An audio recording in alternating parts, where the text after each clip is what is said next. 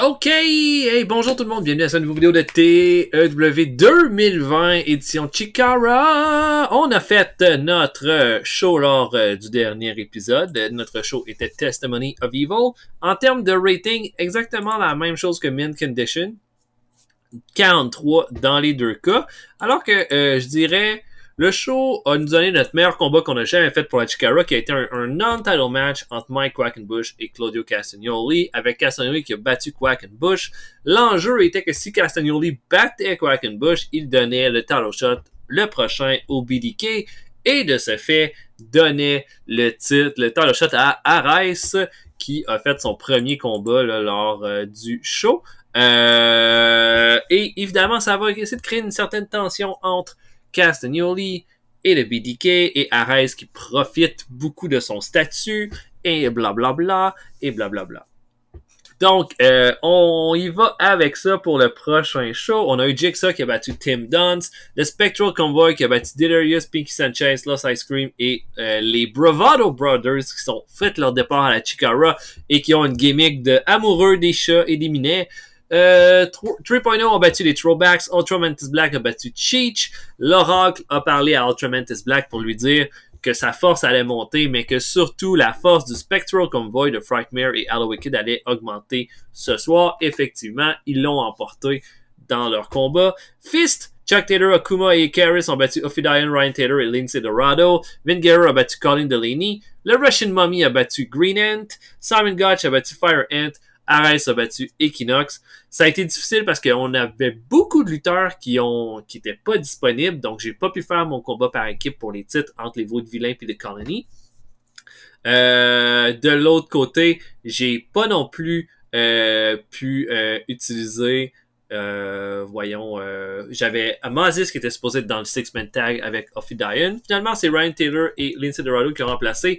Lindsay Dorado a été excellent en termes de ratings. Donc, pour moi, ça a été une belle découverte de ce côté-là. On avait aussi Sarah Del Rey qu'on pouvait pas utiliser. Eddie Kingston. Beaucoup de lutteurs. Donc, on va espérer que ça arrive pas pour notre prochain show qui va être va être Muscle Bomb, qui va être la 4e semaine du mois d'avril. Au niveau des finances, on a fait de l'argent, un petit peu moins. 3016 ont été faits, ce qui est quand même bon, mais on voit qu'en termes de ticket sales, c'est 200 de plus environ qu'on a fait. Pour les sponsors, beaucoup moins, cependant. Ce que je me demande cependant, c'est qu'on est encore au mois de mars. Peut-être que j'ai plus d'argent qui va rentrer au final. Donc, je vais attendre un petit peu. J'ai quand même beaucoup à avancer pour me rendre à ma 4e semaine du mois d'avril pour le show. Pour le prochain show, évidemment, Quackenbush va affronter Ares pour le titre. Je m'attends pas à un grand combat parce que je pense pas qu'Ares est si bon que ça dans le ring. Il est meilleur en promo. Mais ça va vraiment permettre d'avancer cette rivalité-là que je trouve pas mal intéressante entre Quackenbush et BDK depuis le début du show. Sinon, les combats par équipe vont également se faire. Je peux vous montrer là, ma carte là, pour Muscle Bomb. Ophidian contre Brian Akuma, les Bravado Brothers et Vin Guerrero contre Brody Lee, Eddie Kingston et Tim Dunst. On va voir quelque chose avec ça. Lindsay Dorado et Ilios qui ricochet contre 3.0. Je pense que ça va être un bon match. Player Uno contre Icarus, Sugar Dunkerton contre Sarah Del Rey, Ice Cream Jr. contre Pinky Sanchez, Chichi Claudy contre Frightmare et Ultramantis Black. J'ai beaucoup d'idées là, pour ce qu'on va pouvoir faire en termes de storyline pour la suite des choses. Est-ce que ça va être exactement cette carte-là qu'on va avoir au show? Peut-être pas. Je pense encore à des changements que je pourrais faire, mais ça ressemblerait à ça. Donc, je vais avancer jusqu'à Muscle Bomb. Je vais arrêter s'il y a quelque chose d'intéressant. Peut-être quelque chose de WWE ou Impact qui est intéressant. Puis pour le reste, on va se voir à notre prochain show. Ah, dernière chose, avant qu'on quitte, il y en a un que je veux me débarrasser, puis c'est Stigma. J'ai aucune raison de le garder. Et je vais m'en débarrasser. Comment je fais ça?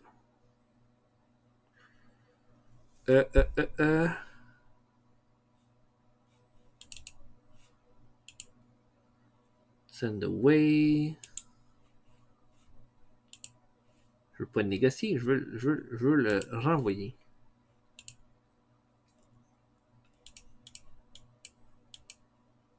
Euh... Je me rappelle plus comment envoyer quelqu'un. Ça avait été un problème, me semble, quand que j'avais... Ah! Et voilà. Stigma, j'avais rien pour lui, puis il donnait pas des bons combats, donc voilà. Il va sûrement en avoir environ un par mois, un gars qui va quitter comme ça, parce qu'on essaie d'avoir toujours quelqu'un de nouveau qui arrive à tous nos shows, qui fait avancer nos storylines. Donc voilà pour ça. J'avance donc, et on se voit plus tard. À tantôt, tout le monde. Holy shit! Juste comme ça. Pouf, petit update. Ryback est mort à 28 ans. Ryan Reeves, qui deviendra Ryback, est mort à cause d'un accident de parachute. Holy crap! C'est quand même énorme. Tu sais, comme, imaginez, en fait, est-ce que je suis capable d'imaginer le monde de la lutte sans Ryback? Facilement. Mais quand même, ça montre hein, qu'il y a quand même des éléments intéressants qui peuvent être faits de ce côté-là. Donc voilà, il n'y aura pas de right back à la Chikara, ça c'est certain. C'était Impact qui a fait un 66 de ratings. Pas super bon. Un main event où est-ce que Amazing Run a battu Kevin Nash, Matt Morgan et Tommy Dreamer pour garder le titre X-Division. Holy shit. OK. Puis, plein d'autres combats. Un match entre Desmond Ward, Kurt Angle et Devon contre Tonko et Beer Money semble avoir été quand même bon. Pour le reste, ça semble oubliable. Pour Raw, 81. Un main event entre Shawn Michaels et Rey Mysterio contre les Prime Wardens, Triple H et Kane. OK. Randy Orton a battu Primo, Jack Swagger et William Regal dans un autre bon combat. Michael Towers, CM Punk et Chavo Guerrero ont battu Goldust et les Powers That Be, qui sont Naoki Yamamoto et Santino Marella. Et sinon, un bon segment avec Dusty Rhodes. Pour le reste, c'était comme ordinaire. OK. Ben voilà. En tout cas, je voulais juste vous montrer cette petite nouvelle-là. On continue. À tantôt. OK. Étrange moment ici. Mike Quackenbush, notre champion, est devenu le champion du monde de la FCW. Donc, la fédération de développement de la WWE. Ouais, je sais pas. J'imagine qu'il est pas comme lutteur signé là-bas. On peut voir. Là.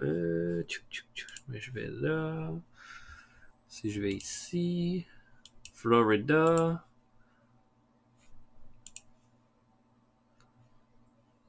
Roster. Ils ont Mike Quackenbush. Je sais pas comment je peux voir. OK. Fait qu'il est juste avec un handshake. OK. Et il est devenu le booker à la FCW. OK. Bon, ben, c'est ça que c'est. Donc, voilà. Ben, voilà. Ben, notre champion est le champion à la FCW. OK. On va espérer que ça ne nous cause pas problème dans le futur parce que Quackenbush est quand même assez convaincant en tant que champion pour commencer. Donc voilà, je continue. OK, on est à pour notre show. On va regarder des incidents. J'ai juste Shane Matthews. Il y a quelque chose. Il a eu une altercation avec un fan en dehors de l'aréna, a dû se faire retenir avant que ça devienne physique. C'est la deuxième fois hein, qu'il arrive quelque chose avec lui. Fait que un bon avertissement. Nos absents. Amasis, Brody Lee, Eddie Kingston, Keith Sidey et Sarah Del Rey. Ça change un peu mes trucs, mais je vais pouvoir avoir mon championnat par équipe. Puis je vais pouvoir avoir... Ben c'est surtout ça. Je vais avoir mon championnat par équipe puis mon combat de championnat. Donc je vais pas avoir tant d'éléments que ça à changer. Donc, je book ce beau petit show-là. Dans les Grands Lacs, prends la meilleure option. Et je book et on se voit après. À tantôt, tout le monde. OK, on démarre ça en pre-show alors que Green Ant affronte Toby Klein. Klein, c'est un lutteur de deathmatch que je me rappelle avoir vu à la CZW et la IWA Mid-South. 269 personnes qui sont là ce soir, c'est notre record en termes de foule. On commence avec Green Ant qui va battre le gros Toby Klein dans un combat comme sans rien de spécial. Je regarde là, ça. Green Ant manque d'expérience. Donc, on lui en donne. Puis, Toby Klein a quand même un manque de psychologie puis des capacités physiques en déclin, ce qui explique cette note de 23. Mais 23, c'est quand même acceptable.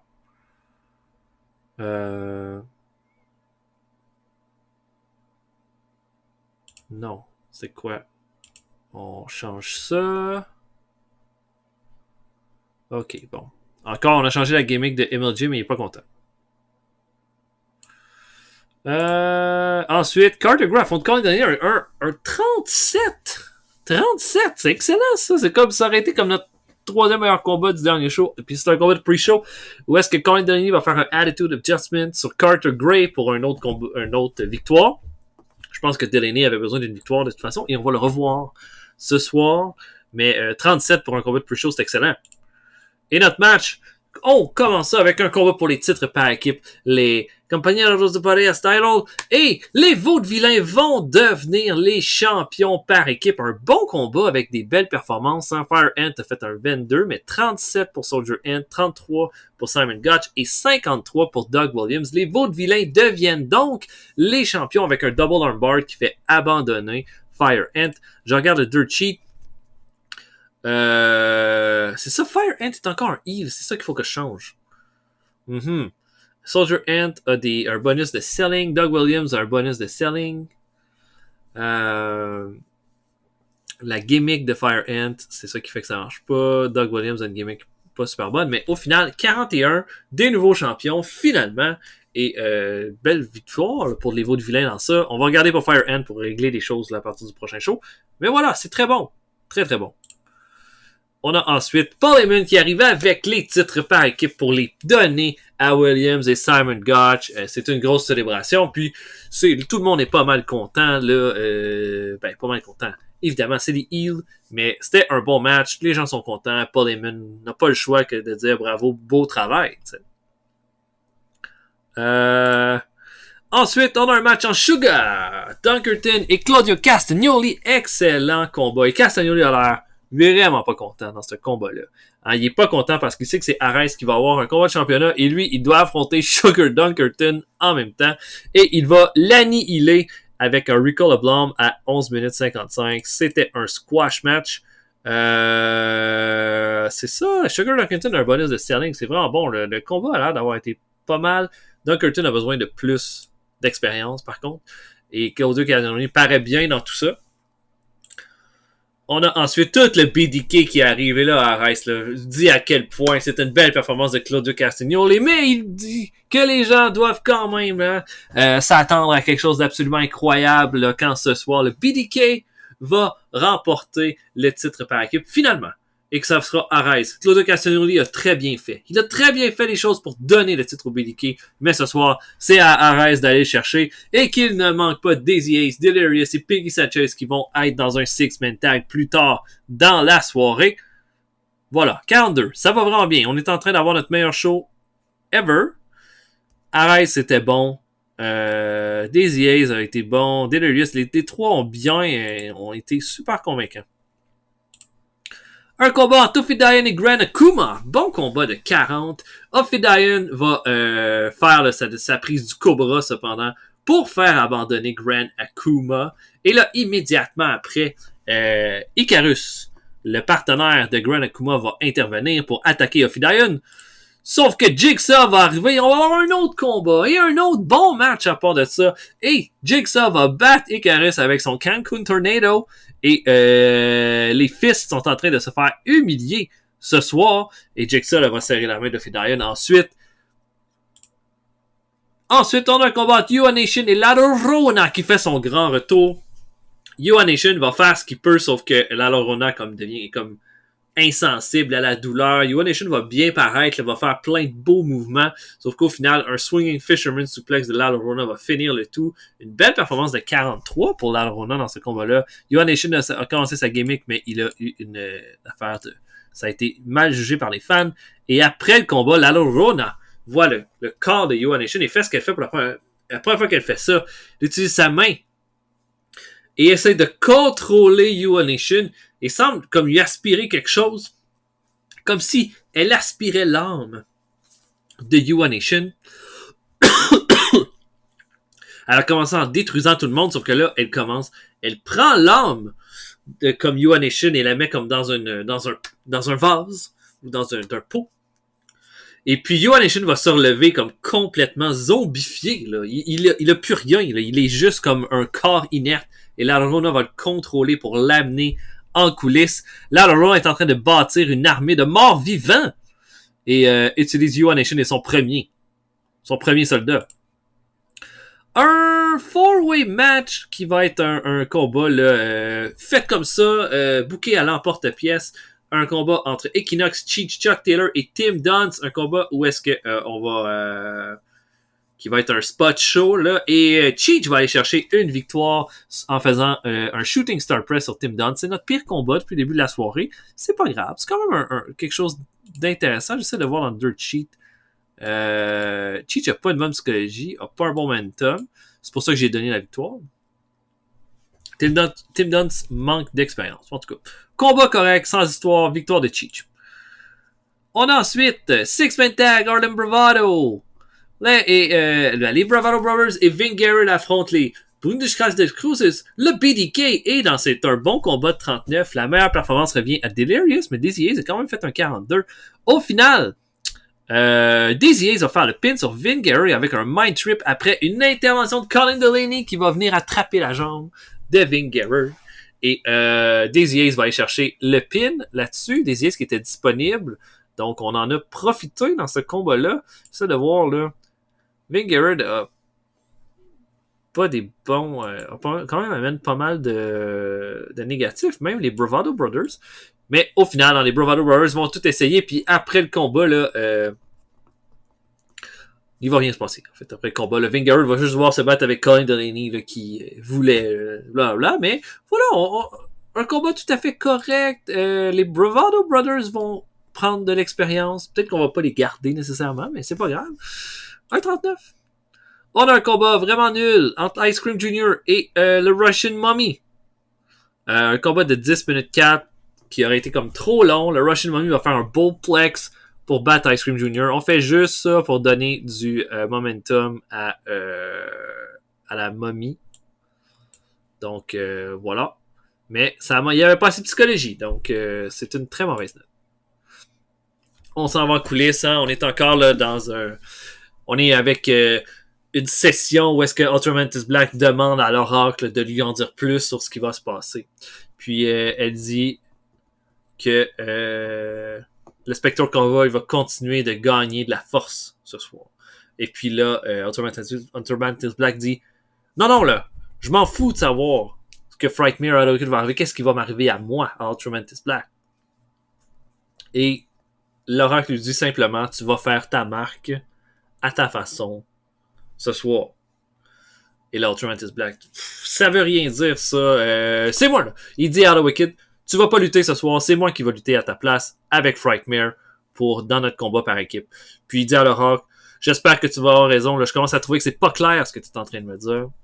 Et puis, il quitte la pièce et l'oracle utilise sa main et wow, ferme la porte avec simplement le pouvoir de son esprit. Est-ce que l'oracle est plus puissante qu'elle le laisse entendre? Est-ce qu'elle dit les bonnes choses à Ultramantis Black? Ha ha ha! 20. C'est pas gros, mais on continue d'essayer de monter Bailey ou l'oracle de façon forte. Combat par équipe, Ryan Taylor et Grizzly Redwood affrontent Frightmare et Ultramantis Black. C'est un bon combat de 27. Rien de spécial. Ultramantis Black va faire le pin sur Grizzly Redwood. En fait, Frightmare va neutraliser Grizzly Redwood, sauf que Ultramantis Black va absolument insister pour faire le pin et va le faire. Donc, il fait sa marque à sa façon ce soir et dans un combat correct. Combat par équipe, Elios et Lince Dorado affrontent 3.0 et c'est un excellent match de 37 avec Elios et Lince Dorado qui vont aller chercher le pin. Elios va faire un diving double knee drop sur Shane Matthews pour la victoire. 3.0 était à 2 victoires, il était à 1 victoire d'avoir une chance au titre par équipe, mais avec ce qui se passe avec Shane Matthews, ça fait 2 shows de suite qui me fait chier. Elios et Lince Dorado, je pense que ça va être à développer puis peut-être des futurs challengers pour le show. 37, c'est excellent. Très content du résultat. Puis non, très bien, très très bien. Et le main event, Mike Quackenbush affronte Ares Ares. Et c'est un bon match de 46. Notre meilleur... Est-ce que c'est notre meilleur combat de la soirée? Non, peut-être pas. Mais un bon match. Et c'est un combat de 18 minutes 19. Au final, Quackenbush va l'emporter clean as a whistle sur Ares, qui va quand même passer proche à plusieurs moments de l'emporter. Il n'y a pas grand-chose à dire dans le dirt sheet sur ce combat-là. Victoire, donc, et un 46. Je pense que ça va nous donner une bonne note. C'est pas aussi bon que le dernier match, mais il fallait montrer que Quackenbush était capable de battre Ares et que Ares n'était pas capable de l'emporter tout seul. Et après le combat, le reste du BDK vient, sauf que Claudio Castagnoli reste en retrait, les bras croisés, regarde Ares alors que lui, il pète les plombs complètement. Ça nous fait 40. C'est notre pire note. C'est quand même surprenant parce que les matchs étaient quand même hauts, mais c'est évidemment là, tout ce qui est de la production là, qui fait qu'on baisse de note. Mais bon, moi je pense que pour Mike Quackenbush a bien lutté. Une belle performance.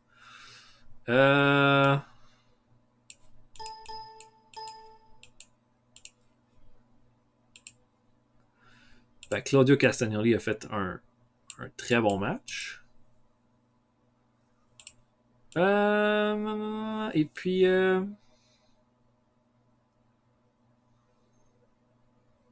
quand même fait presque aussi bon que le main event. Puis, j'ai aimé la Llorona. Elle a été quand même convaincante. Quackenbush est content, Claudio Castagnoli est content, et la Llorona est content. Voilà.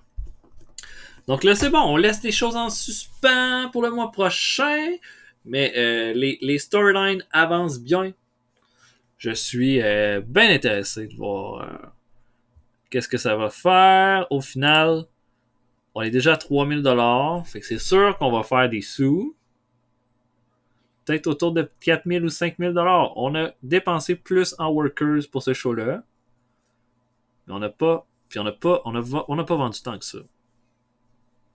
Mais les tickets de sale sont en hausse. Là. 2959, c'est beaucoup.